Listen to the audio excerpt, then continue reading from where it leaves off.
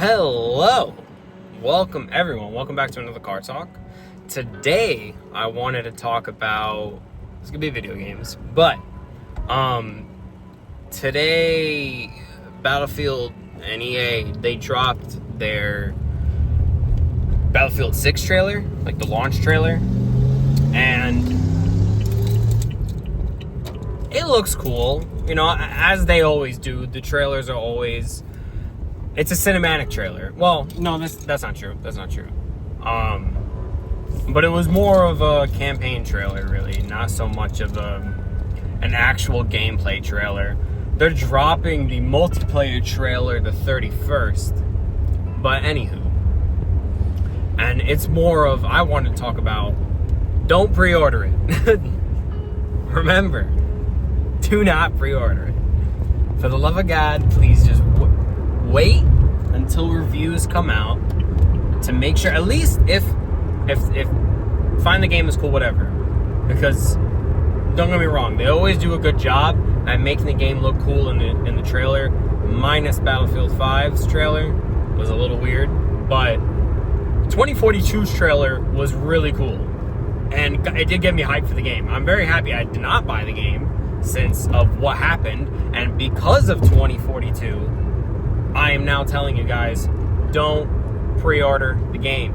Especially in today's age, in modern gaming, do not pre-order it.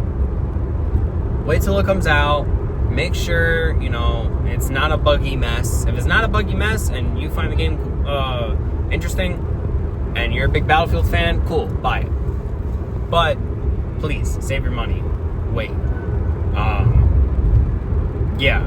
As far as what I know, and from my thoughts, I know it's in the modern setting again, which I'm alright with. Battlefield 4 was the first Battlefield I ever played, but my favorite Battlefield was Battlefield 1. For those of you who don't know, Battlefield 1 is the one that was placed in World War I. Whereas Battlefield 4 was modern, like all the other ones before it. And I loved Battlefield 1. Absolutely loved it. It's what got me invested in the franchise. Then Battlefield 5 came out, and it was alright-ish at launch. It was a bit, for me, it crashed a lot, and that's what made me not play it in the beginning. But I did start to play it more as more updates came in. The game is actually working. And when the game was working, it's my favorite movement-based Battlefield. I love the movement in Battlefield 5. It's the best, in my opinion, out of all the other games. Movement was fantastic. One thing I was disappointed about, for a World War II setting, they could have done a way better job on maps, in my opinion. I feel like there was so much more missed opportunities on maps, and I missed the old operations mode. Operations mode from Battlefield 1 was by far my favorite mode ever. Ever. Granted, it was long. An operations match lasted a good hour and a half. Sometimes 2 hours, depending on how equal match the team is, but it was so much fun. Having the behemoths that would spawn on the map, like the train, the blimp, and the big tank, was so cool. And I wish they did the same thing with Battlefield 5. They do-ish with there is special vehicles, like ultimate vehicles that cost a lot of points that are really good. But it's not the same. It's not the same as the blimp. And the operations mode in Battlefield 5 was very mid because it worked in 3-day operations. And really, as long as you won the last day, that's what mattered. Whether or not you lost, you could have gone shit on the last 2 days, and then the third day you did amazing. And you still win, which kind of makes no sense. just the way Battlefield 1 worked was you had a certain number of lives. You either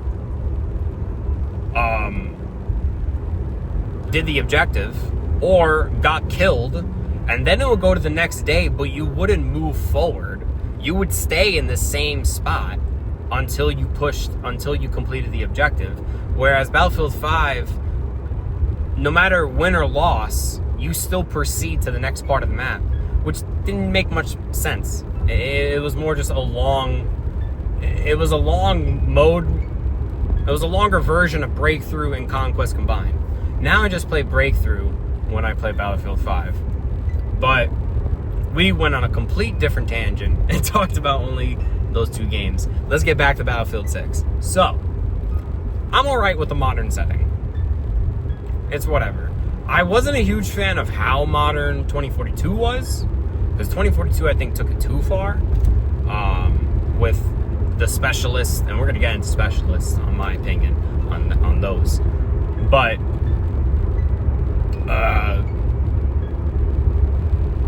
yeah, I wasn't a big fan of how modern that game was. So we'll see how Battlefield 6 is. The reason why I'm not a huge fan of the modern setting is more because of the vehicles. The vehicles feel very overpowered. That's why on Battlefield 4, I used to only play the modes where there was no vehicles, because it always felt like they were impossible to kill. Because it was modern, and you could use, there was so many high-tech stuff that you could use to counter explosives and armor and all that, and it was just, I didn't like it. So we'll see how the vehicles in 6 are. But here's the one part I wanted to talk about, I wanted to get my opinions on, and I guess it'd probably be the most controversial part of the video, is my thoughts on weapon locks to a specific class and specializations. Now,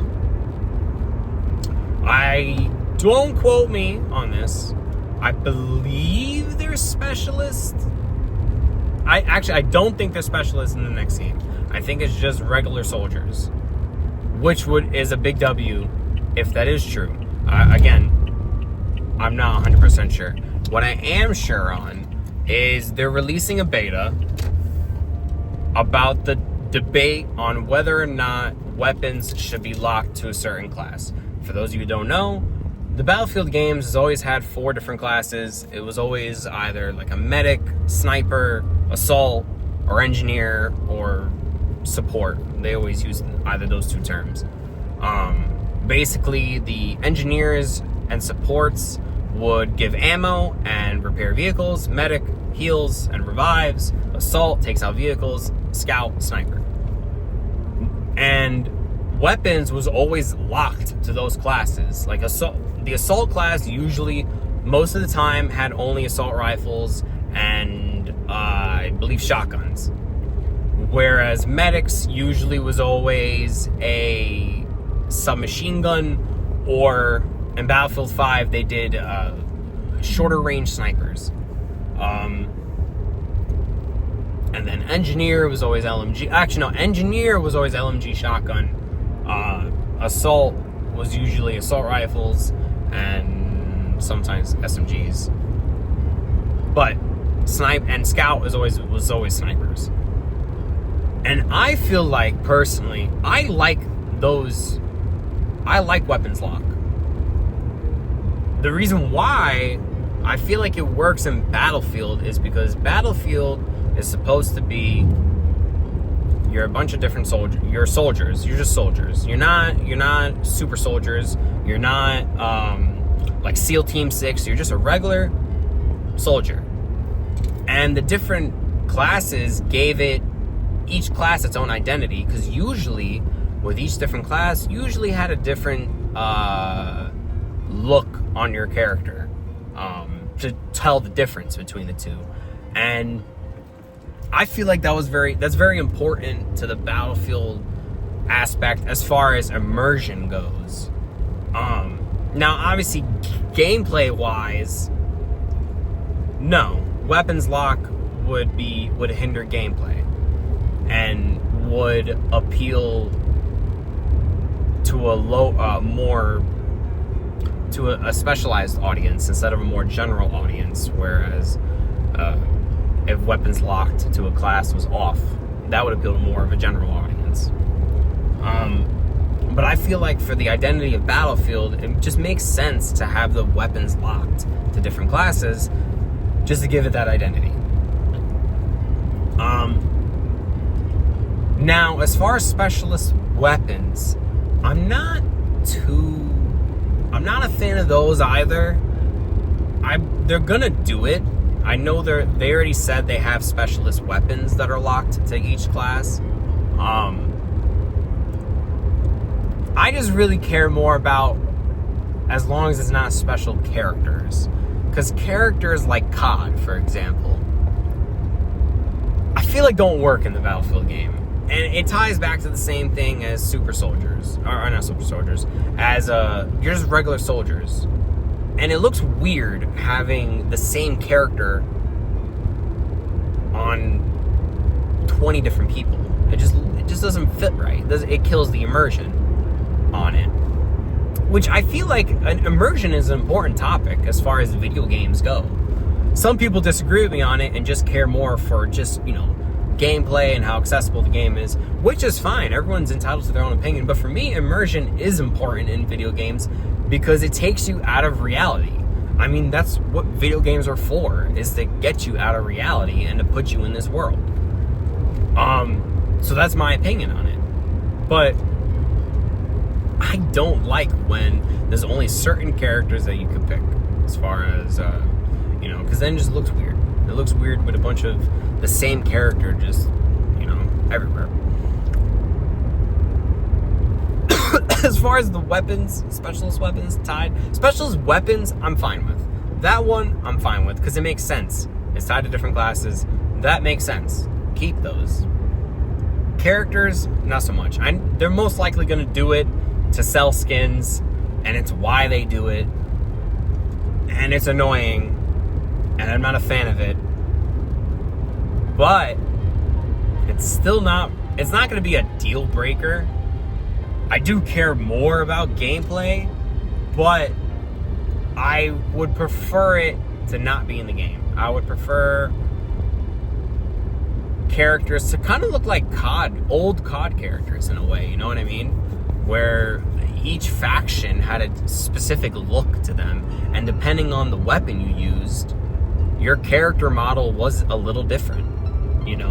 Like in COD, remember old COD?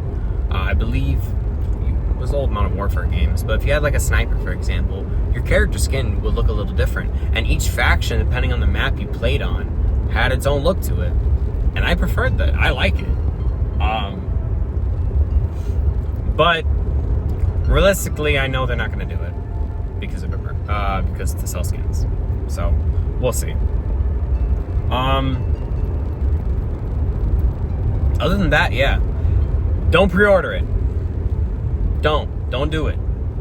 We do not, because it could be another 2042, and I will hate for you guys to waste your money on mid product, especially paying $70 for it when there's way better games that are way more affordable. So keep that in mind. I'll see you guys in the next one. Later.